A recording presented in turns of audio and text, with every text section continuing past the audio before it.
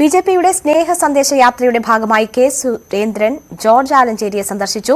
ലോക്സഭാ തെരഞ്ഞെടുപ്പിന് മുൻപായി ക്രിസ്ത്യൻ വിഭാഗത്തെ ഒപ്പം ചേർക്കാനുള്ള നീക്കത്തിന്റെ ഭാഗമായിട്ടായിരുന്നു സന്ദർശനം.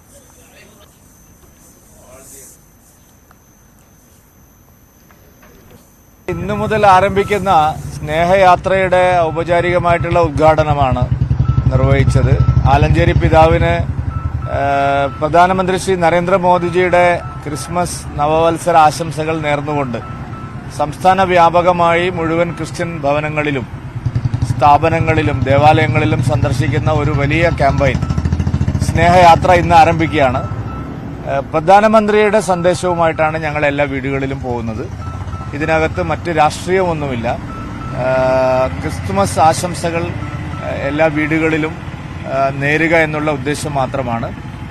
സാമൂഹ്യ സമരസത, പരസ്പര ഐക്യം, സൗഹാർദ്ദം ഇതെല്ലാം കൂടുതൽ ഊട്ടിയുറപ്പിക്കാനുള്ള വലിയ സന്ദേശമാണ് ഞങ്ങൾ ഇതുകൊണ്ട് ഉദ്ദേശിക്കുന്നത്.